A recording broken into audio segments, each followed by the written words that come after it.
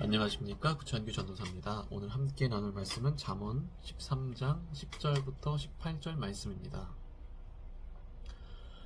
교만에서는 다툼만 일어날 뿐이라 권면을 듣는 자는 지혜가 있느니라. 망령되이 얻은 재물은 줄어가고 손으로 모은 것은 늘어가느니라. 소망이 더디 이루어지면 그것이 마음을 상하게 하거니와 소원이 이루어지는 것은 곧 생명 나무니라. 말씀을 멸시하는 자는 자기에게 패망을 이루고 계명을 두려워하는 자는 상을 받느니라. 지혜 있는 자의 교훈은 생명의 샘이니 사망의 그물에서 벗어나게 하느니라. 선한 지혜는 은혜를 베푸나 사악한 자의 길은 험하니라. 무릇 슬기로운 자는 지식으로 행하거니와 미련한 자는 자기의 미련한 것을 나타내느니라. 악한 사자는 재앙에 빠져도 충성된 사실은 양약이 되느니라. 훈계를 저버리는 자에게는 공핍과 수욕이 이르거니와 경계를 받는 자는 존영을 받느니라. 아멘. 잠언 13장에서 가장 초점을 맞추는 부분은 바로 듣는 자세입니다. 그러니까 13장 1절을 보시면 지혜로운 아들은 아비의 훈계를 들으나 거만한 자는 꾸지람을 즐겨 듣지 않는다 하고 기록되어 있고, 방금 읽은 말씀을 봐도 듣는 것이 중요하다는 것을 알 수 있죠. 먼저 10절에서 13절을 보면 듣는 자는 지혜가 있어서 뭔가 하는 일이 잘 되고 결국 소원이 이루어진다 돼 있고, 반면에 들을 줄 모르는 자는 하는 일이 안 되고 또 마음을 상하게 되고 결국 패망을 이룬다고 돼 있죠. 그리고 14절 이하에서는 이렇게 말하죠. 지혜 있는 자의 교훈은 생명의 샘이니 그것은 사망의 그물에서 벗어나게 해준다. 그러나 훈계를 저버리는 자에게는 궁핍과 수욕이 이를 것이다. 악한 자는 재앙에 빠질 것이다. 이런 말들이 기록이 돼 있어요. 그러니까 이런 말들을 잠언 저자는 자신의 자녀들한테 이렇게 하고 있는 것이죠.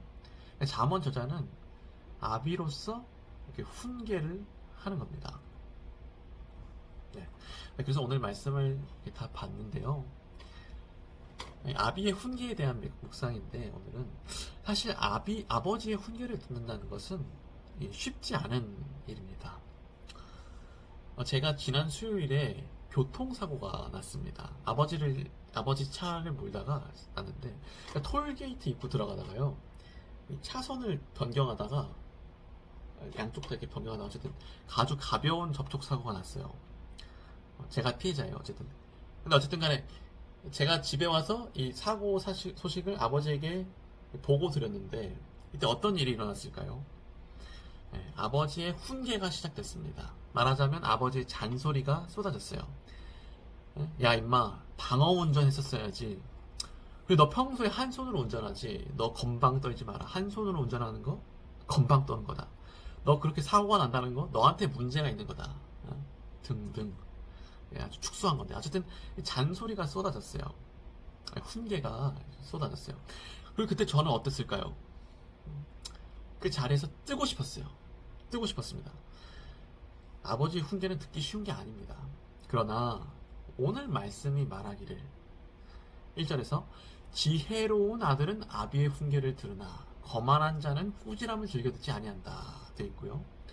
또 10절에 교만에서는 다툼만 일어날 뿐이라 권면을 듣는 자는 지혜가 있느니라 하고 말한다는 거예요. 그러니까 제가 사실 아버지 말 듣고 방에 오자마자 딱 피니까 이 말씀이 있어가지고 나누게 된 거고, 그리고 또 제가 또 묵상해서 나누고 싶은 것은 뭐냐면 이 아버지의 훈계예요.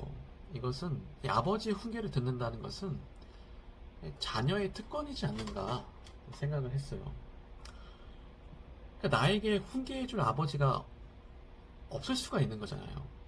그러니까 쉽게 말해서 아버지가 살아계셔야 이 훈계를 들을 수가 있고, 나에게 스승님이 있어야 이 훈계를 들을 수 있다는 거예요. 이게 특권이라는 거예요.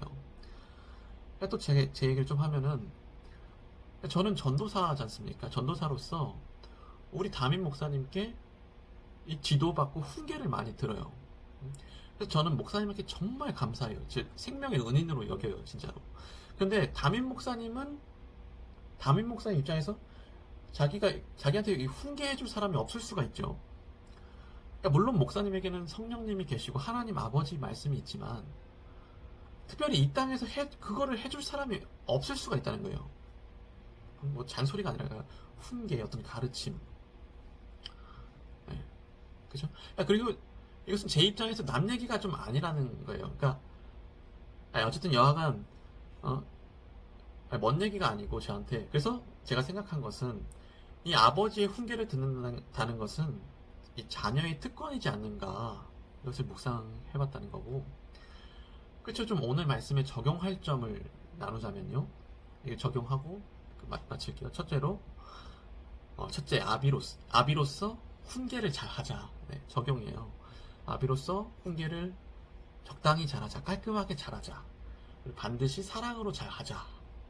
네, 감히 제가 이렇게 적용을 좀 나누고 싶고, 두 번째로는 내가 자녀로서 아버지의 말씀에 귀 기울이자, 아버지의 말씀을 멸시하지 말자 해요. 중요한 적용이에요. 우리 추석이기 때문에.